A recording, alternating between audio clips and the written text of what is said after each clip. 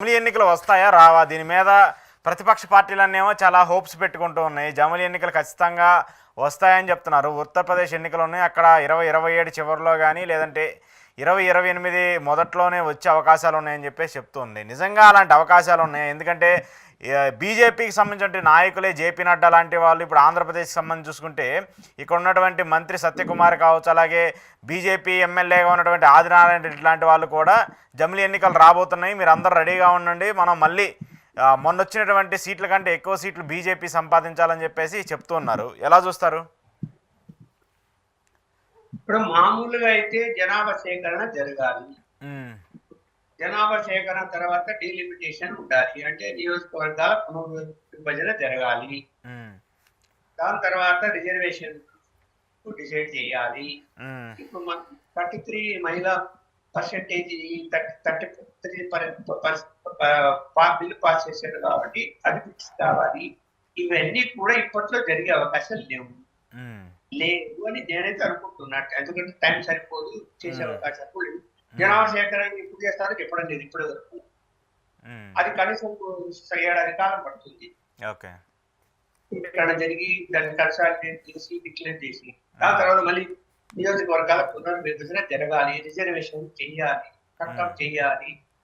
ఇదంతా అయితే ఏంటంటే ఎలాగూ డిలే అవుతున్నది, ఇప్పుడు చేసే అవకాశం లేదు కాబట్టి 2029 కాకుండా 34 టార్గెట్ పెట్టుకొని వాటిని ఎమ్మెల్యే ఎన్నికలు పోవడానికి ఇవన్నీ ఏమి చేయకపోతే అడ్డంకులు ఏమున్నాయి? అంతే కదా.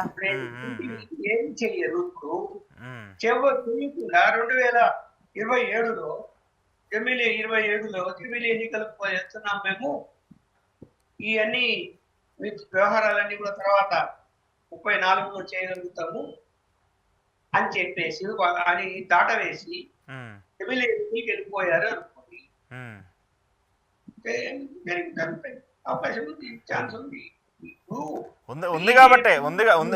ఉంది కాబట్టనే బీజేపీ వాళ్ళందరూ మాట్లాడుతున్నారు కదా, దాన్ని పెద్ద ఎత్తున ఎక్స్పోజ్ చేస్తున్నారు కదా.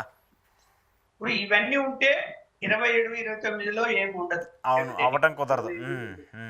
వీటిని స్టార్ట్ చేస్తే ఖచ్చితంగా 34 కోట్లు, మామూలుగా 29 ఎన్నికలు ఇంకా స్టార్ట్ చేయలేదు కాబట్టి అట్లా డౌట్ పడుతున్నాము అంటే జమిలీ ఎన్నికలు జరుపుతారేమో 27లోనే అని.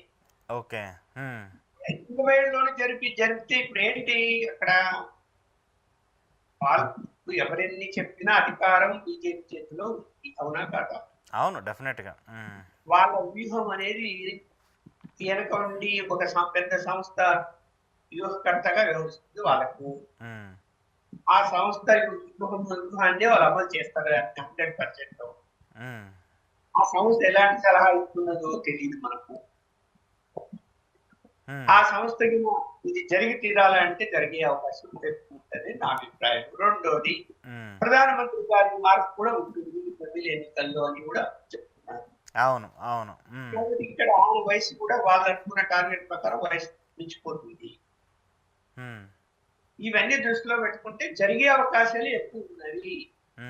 ఉన్నప్పుడు ఏమైపోతుంది, ఇక్కడ 1 సంవత్సరం ముందే పదవులు పోతాయి అని ఏదైనా గవర్నమెంట్ పదవులు పోతాయి అనుకుని, అంటే ప్రభుత్వం వాళ్ళకి ఒక 1 ఇయర్ తిరుగుతుందంటే ఆ 1 ఇయర్ ఎక్స్టెండ్ చేస్తారు.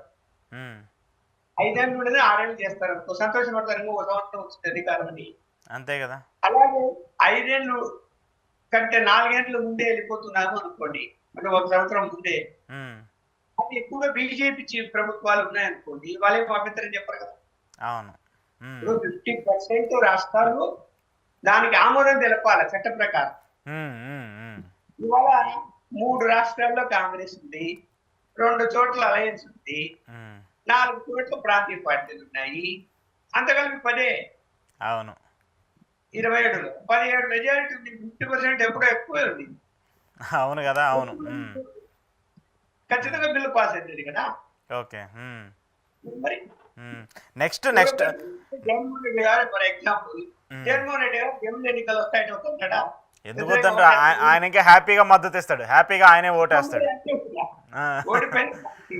అక్కడ జగన్మోహన్ రెడ్డి ఓటేస్తాడు, ఇక్కడ కేసీఆర్ ఓటేస్తాడు, ఇక్కడ బీజేపీ వాళ్ళందరూ ఓటేస్తారు. సమాజ్వాదీ పార్టీ కూడా ఓటేస్తుంది. తిరగబడినట్టు మరి ఇప్పుడు ఏదైనా నష్టం జరిగితే జమిలి ఎన్నికల్లో బీజేపీకి జరుగుతుందేమో అని ఆందోళన చెందాలేమో కానీ వీళ్ళంతా హ్యాపీ. అవును, ప్రతిపక్ష పార్టీలు యాక్టివ్గా ఉంటాయిగా. కాంగ్రెస్ కూడా హ్యాపీనే. అవునవునవునవునవును, రైట్. చూద్దాం సార్ మరి దీనికి సంబంధించి జమిలి ఎన్నికలు జరుగుతాయా లేదనేది కూడా, ఎందుకంటే ఇంకా సమయం ఉంది కాబట్టి. Right sir, thank you very much Lakshman గారు.